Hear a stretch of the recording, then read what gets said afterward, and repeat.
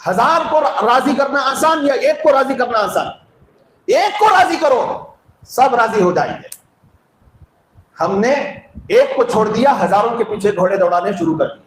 یہ بھی راضی رہے, وہ بھی راضی رہے, وہ بھی راضی رہے, یہ بھی راضی رہے. سیاست کیا صحابہ نے نہیں کی؟ کیا سیاست ہمارے نبی نے نہیں کی؟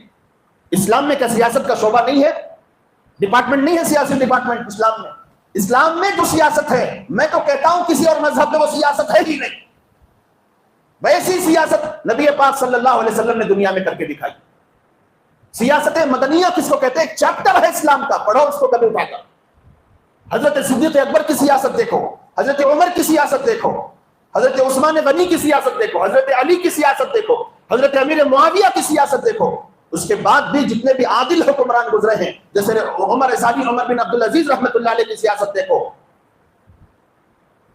گاندھی جی کہا کرتے تھے, کہیں ایک پیپر میں ہم نے, بہت پرانا پیپر کا ایک ٹکڑا شیئر ہوا, تقریباً 50-60 سال پہلے کا پیپر تھا وہ. اس پیپر میں ان کا ایک اسٹیٹمنٹ لکھا ہوا تھا, وہ پیپر کا ٹکڑا ابھی بھی گردش کر رہا ہے. اس میں ان کا مقولہ نقل کیا گیا ہے کہ ایک عادل حکمران بننا ہے تو حضرت عمر کی زندگی کو پڑھو. ایک انصاف والی سیاست کرنا ہے, انصاف والی حکومت قائم کرنا ہے تو عمر کو پڑھ کے سیاست کرو.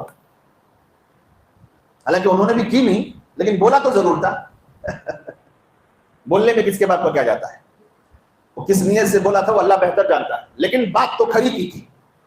حضرت عمر رضی اللہ تعالیٰ عنہ کی جو 12 سالہ خلافت ہے, اس خلافت کا نمونہ اس سے پہلے اور اس کے بعد کسی نے پیش نہیں کیا. یعنی انبیاء کو ماننے والوں میں سے انبیاء نے تو پیش کیا, حضرت سلیمان, حضرت داؤد علیہ السلام, بڑے بڑے انبیاء نے سیاست کی ہے, لیکن ماننے والوں میں, اصحاب میں بہترین سیاست کا نمونہ اگر دیکھنا ہے اور لمبی سیاست کا نمونہ اگر دیکھنا ہے تو وہ حضرت عمر کی زندگی ہے. آدھی دنیا میں اسلام کے جھنڈے گاڑ دیے, لیکن ایسا امن, ایسا انصاف, ایسا عدل, ایسا قسط قائم فرمایا.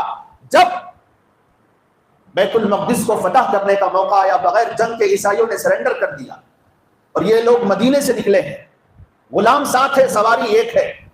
طے ہوا کہ کچھ دیر تو بیٹھے گا اور کچھ دیر میں بیٹھوں گا. جب تو سواری پر سوار ہوگا تو نکیل عمر پکڑے گا, عمر سوار ہوگا تو نکیل تو پکڑے گا. اللہ کا کرنا ایسا ہوا کہ جب عیسائیوں کی نظر ان مسافروں پر پڑ رہی ہے, حضرت عمر اور ان کے غلام پر پڑ رہی ہے, اور بالکل قریب سے دیکھ رہے ہیں, نکیل حضرت عمر کے ہاتھ میں ہے اور غلام سواری پر سوار بیٹھا ہوا ہے.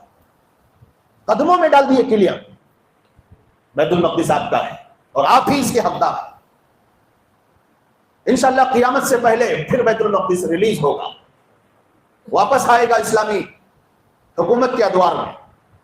لیکن ایک بات تو تھی حضرت عمر کی سیاست میں کہ ایسی اتھینٹک اور ایسی عادلانہ اور منصفانہ حکومت قائم کر کے دکھائی, مسلمان تو مسلمان, غیر قومیں جھک مار کر اس کا اقرار کرتی تھی. ایک انگریز نے تو یہاں تک لکھ دیا کہ اگر اور 10 سال عمر کی خلافت ہوتی تو دنیا کا کوئی گوشہ اسلام کے سائے تلے آنے سے رک نہیں سکتا تھا. صرف اور 10 سال, پوری دنیا میں امن چھا جاتا, پوری دنیا میں سلامتی ہوتی, پوری دنیا میں ہر مذہب کے ماننے والوں کے ساتھ عدل و انصاف ہوتا, کوئی پارٹیشن نہیں ہوتا اور کوئی بھید بھاؤ نہیں ہوتا, اور کسی کا حق نہیں دبایا جاتا, کسی کا حق نہیں مارا جاتا. کتنی بار آپ نے سنا ہے یہودی اور ایک مسلمان کے درمیان میں حضرت عمر کا فیصلہ کیا ہوا ہے, کتنی بار آپ نے سنا. تو میرے بھائیوں, سیاست تو نبیوں نے کی ہے, صحابہ نے کی ہے, تو ان کی سیاستوں میں دکھا دو کہ غیر اللہ کے سامنے وہ کب جھکے ہیں, غیر اللہ کے ماننے والوں کو راضی کرنے کے لیے وہ کب جھکے ہیں, دکھا دو ان کی سیاستوں میں. کوئی ایک ایسا خلیفہ پیش کر دو جو اللہ کے منکرین اور اللہ کے انکار کرنے والوں کو خوش کرنے کے لیے کہیں مندر بنوا کر دیا. اس ملک کی بات نہیں کر رہا ہوں میں, یہ ملک کی نوعیت الگ ہے, اس ملک کی نوعیت الگ ہے, شروع سے الگ رہی ہے, ایک منفرد اس کی شان ہے. لیکن دوسرے وہ ممالک جہاں پر اسلام کا غلبہ ہو گیا اور ایک اللہ کے قرآن کو نافذ کر دیا گیا, وہاں بسنے والے غیر اللہ کے ماننے والوں کے لیے مندروں کا افتتاح کسی عادل حکمران نے کیا ہو, دکھا دو آپ. جیسے دبئی میں ہوا, کس کو راضی کرنے کے لیے؟ ہمارے انکل بھی گئے تھے اس شو کو. کس کو راضی کرنے کے لیے کر رہے ہو؟ یہ وہی لوگ ہیں جو کہیں نہ کہیں کسی نہ کسی صحابی کی نسل سے ملتے ہیں, اور ان کے باپ دادا اور آبا و اجداد نے کھل کر برات کا اعلان کیا تھا, ہمارا ایمان صرف ایک اللہ پر ہے, ہم ہاتھوں سے بنائے ہوئے معبودوں کی پوجا کبھی نہیں کریں گے. ایک مرتبہ ہم نے ایک اللہ کو مان لیا, اب کسی کے سامنے نہیں جھکیں گے. انہی کی تو اولادیں ہیں جو غیروں کو خوش کرنے میں لگی ہوئی ہیں.